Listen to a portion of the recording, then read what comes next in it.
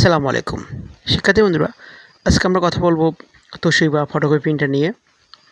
তো মূলত হচ্ছে তোশিবা ফটোকপি প্রিন্টার আমরা দীর্ঘদিন ইউজ করলে অনেক ঝামেলায় পড়তে হয়। যেমন পুরো পেজটায় ফটোকপি পেজটায় কালো ছাপ আসে, কালো দাগ আসে, কোনোটায় লাইট বেশি আসে, কম আসে। বিশেষ করে আইডি কার্ডে জন্ম তারিখ বা লাল লেখাগুলো, আইডি নাম্বার এগুলো অস্পষ্ট আসে বা ইত্যাদি ঝামেলাগুলো হয় বেশিরভাগ ক্ষেত্রে আমাদের যখন চার্জারটায় ময়লা পড়ে। যখন আমরা নতুন অবস্থায় ইউজ করছি তখন চার্জারটা পরিষ্কার করতে আমরা পারি না। তো প্রথমে আমরা আমাদের ফটোকপি প্রিন্টার এর যে ব্যাক সাইড কভার আছে সেটা আমরা এর লক আছে সেটা চাপ দিয়ে এটা খুলে ফেলবো। খুব সহজভাবে আলতোভাবে এটা খুলতে পারবেন। তো এরপর দেখেন একটা লক আছে এখানে সাদা, এবং এর ধারে কেবলের যে লক আছে এটা একটু টান দিয়ে খুলে ফেলবেন এবং এর অপর প্রান্তে যে লকটা আছে সেটা ভিতরের দিকে চাপ দিয়ে পুশ করে ঢুকে দিবেন। এবার এটা দুই আংটা ধরে আপনি সমান্তরালভাবে বাড়ি নিয়ে আসতে পারবেন। যেক্ষেত্রে আমার জায়গাটা শর্ট, সেক্ষেত্রে একটু ঝামেলা হচ্ছে, আমি মেশিনটা সরাই নিয়ে জাস্ট এটাকে বাড়ি নিয়ে আসলাম। তো এবার দেখুন যে আমাদের চার্জার খোলার পালা। তো চার্জার খোলা খুব একটা বিষয় নয়, এর লক টক কোনো কিছু নেই।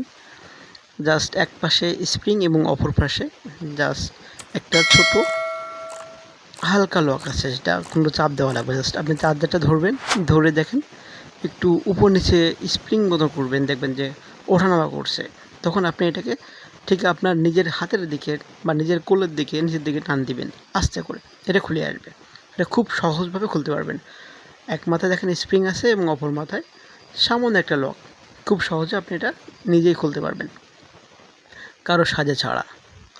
তো আমি আমার ফটোকপির চার্জারটা খুলে আমার একটা পত্রিকার উপর রেখে দিলাম যাতে ময়লাগুলো বাইরে পড়ে। তো সেক্ষেত্রে আমি জাস্ট একটা পত্রিকা বিছালাম এবং এর উপরে আমার চার্জারটা এবং ড্রাম ইউনিট দুইটা আমি এখানে রাখলাম। তো চার্জারটা যেক্ষেত্রে আমরা পরিষ্কার করব সুন্দর করে, সেক্ষেত্রে যদি আপনি প্রথমবার চার্জার ইউনিট খুলছেন সেক্ষেত্রে আপনি খুব সাবধানতার সহিত এটা কাজ করবেন এবং এর ভিতরে দেখেন যে আপনি কটন বার দিয়ে সুন্দর করে পরিষ্কার করবেন। আর এটা না স্ক্রুড্রাইভার দিয়ে খুলে সম্পূর্ণ পরিষ্কার করা যায়। যদি আপনি নতুন হয়ে থাকেন তাহলে অবশ্যই আমার মতো করে এইভাবে কটন বার দিয়ে পরিষ্কার করবেন।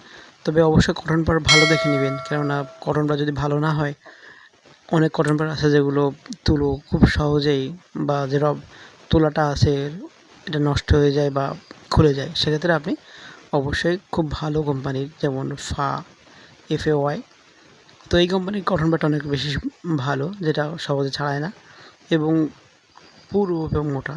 আপনি সেটা ইউজ করে আপনার চার্জারের যত দিকে সুন্দর করে দেখবেন যে কোথাও কালি আছে কি না। আপনি উল্টায়ে সোজা করে এপিটপি সব দিকে, বিশেষ করে ভিতরের অংশে দেখবেন এবং এই যে সবুজ এটা টান দিয়ে আপনি উপর নিচে করতে পারেন। তো খুব সহজে আপনি চার্জার পরিষ্কার করতে পারবেন। এবার আপনি ড্রাম ইউনিটটা একবারে পরিষ্কার করবেন, ওভার ইং ড্রাম। যেক্ষেত্রে যদি আপনার কালিটা বেশি হয়ে থাকে সেক্ষেত্রে এটার জন্যও আপনার পেজে অনেক সময় কালি আসতে পারে। তো ড্রাম ইউনিট পরিষ্কার করবেন কখন?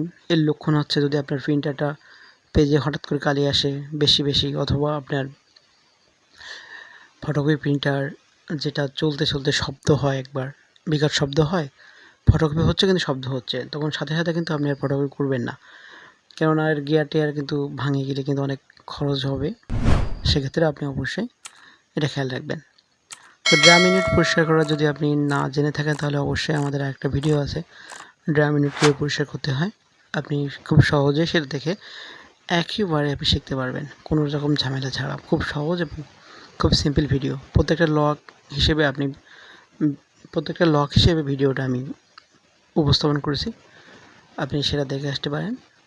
তো এটা খুব সহজে আপনি ড্রাম ইউনিটটা সেট করবেন এবং যখন ড্রাম ইউনিটটা আপনি অবশ্যই ইউজ করবেন তখন অবশ্যই খুলবেন, তখন অবশ্যই এটাকে কোনো একটা পত্রিকায় বা বড় কাগজে মোড়ক করে রাখবেন, কেননা যদি আলো এতে লাগে সেক্ষেত্রে কিন্তু এটা ঝামেলা হয়, প্রিন্ট হয় না।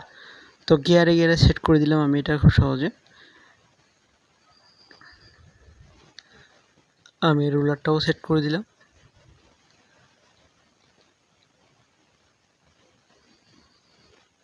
এটা খুব সিম্পলভাবে সেট করা। আপনি শুধু একবার যদি মনোযোগ দিয়ে সহকারে ভিডিওটা দেখেন, ড্রামেন্ট কীভাবে পরিষ্কার করতে হয় আমাদের আগের ভিডিওটা, তাহলে আপনি খুব সহজে সেটা করতে পারবেন। তো এই দেখেন এই মুখটা এখানে আমি লাগাই দিলাম। ওভার ইঙ্ক আসে, এই চৌকো একটা গোল ছিদ্র আছে সেটার পাশে, এবং অপর প্রান্তেটাও আমি লক লাগিয়ে দিলাম। এবং আমাদের যে লকটা আছে সেটা আলতোভাবে আমি জাস্ট এখানে লাগিয়ে দিলাম। দিলে আমাদের ড্রামেন্টটাও পরিষ্কার করে একেবারে আমি এই লকটা খেয়াল করবেন যে নিচে একটা রুলার আছে এবং উপরে একটা রুলার আছে, দুটো একসাথে কিন্তু এই লকটার মাধ্যমে আটকানো হয়। অতএব আপনি যখন লক লাগাবেন তখন অবশ্যই এটা খেয়াল করবেন। অনেকেই প্রথমবারে ভুল করে যে নিচের যে ছিদ্রটা আছে ওটা উপরে লাগাই ফেলে, এই জন্য তাদের সমস্যা হয়ে যায়। তো এটা খুব সিম্পল এবং খুব সাধারণভাবে লকটা আপনি লাগাতে পারবেন। দেখেন আমার কমপ্লিট।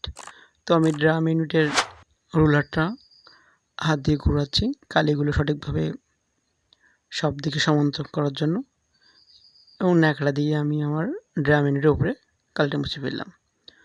তো এবার চার্জার ইউনিট এবং ড্রাম ইউনিট দুইটাই সেট করার পালা। তো সেট করার সময় খেয়াল রাখবেন খুব সহজে এটা লেগে যাবে, কিন্তু আপনাকে কয়েকটা জিনিস খেয়াল করতে হবে। প্রথম হচ্ছে যখন চার্জার ইউনিট আপনি খুলছিলেন, ঠিক অপর প্রান্তে মানে আপনার বাম হাতে যে সবুজ অংশটা আছে এবং ওর পাশে দেখেন যে আপনার টোনার ইউনিটের যে একটা ছিদ্র আছে এবং একটা ছোট একটা ঘর আছে, ছক টাইপের, চৌকো টাইপের। তো সেখান থেকে এই স্প্রিংটা কিন্তু ওর ঘরের ভিতরে লেগে যাবে এবং অপর প্রান্ত দিয়ে আস্তে করে চাপ দিয়ে লেগে যাবে। তো সেক্ষেত্রে আপনি একটু সাবধানতা অবলম্বন করবেন। যদি আপনি না বুঝতে পারেন যে কোথায় কোন ছিদ্র দিয়ে আপনার এটা সবুজ অংশটা ঢুকবে, সেক্ষেত্রে আপনি পিছনের যে আপনার টোনার ইউনিটের যে কভার ইউনিট আছে, কভার ইউনিটের যে ঢাকনাটা আছে আপনি সেটা খুলতে পারেন। খুললে দেখবেন যে আপনার ওই প্রান্ত থেকে আলো আসবে এবং খুব সহজে সেটা দেখা যাবে যে আপনি সহজভাবে লাগাতে পেরেছেন। তো চার্জারটা সেট করা হয়ে গেলে জাস্ট আপনি যখন সেট করবেন তখন এটা খুব সিম্পল, এবং যখন দেখবেন যে আপনার স্প্রিংটা খুব সহজে বসে গেছে তখন ভাববেন যে আপনার সেট হয়ে গেছে। এবার সমান্তরালভাবে আমি আমার ড্রাম ইউনিটটা সেট করব। খেয়াল রাখবেন রুলারটা যেন কোনো প্রান্ত থেকে বেশি বের হয়ে না যায়, তাহলে কিন্তু এটা সেট হতে সমস্যা হয়। তো আমি আমার ড্রাম ইউনিটটা সেট করছি আমার ফটোকপি প্রিন্টের ভিতরে দিয়ে দিলাম, এবং জাস্ট এবারে একটাই মাত্র জাস্ট লক, কেবলের লক, এটাকে আমি লাগাই দিলাম। কমপ্লিট, আমার চার্জার ইউনিট এবং ড্রাম ইউনিট সেট করা কমপ্লিট। জাস্ট এটাকে যদি এবার আমি ঢাকনা দিয়ে লকটা লাগিয়ে দিই তাহলে আমার মেশিন রেডি। তো সেক্ষেত্রে একটা জিনিস খেয়াল রাখবেন, যদি আপনার টোনার যদি আপনার অনেক কপি হয়ে যায় আপনার ফটোকপির, তাহলে কিন্তু ড্রাম ইউনিট যদি আপনার বেশ ঝাপসা আসে অবশ্যই ড্রাম ইউনিট চেঞ্জ করবেন। আর যদি চার্জার পরিষ্কার করে হয়ে যায় তাহলে তো খুব ভালো। দেখেন আমার মেশিন রেডি এবং আমি কপি করতে পারবো। আশা করি বিষয়টা বুঝতে পেরেছেন। ধন্যবাদ। আল্লাহ হাফেজ।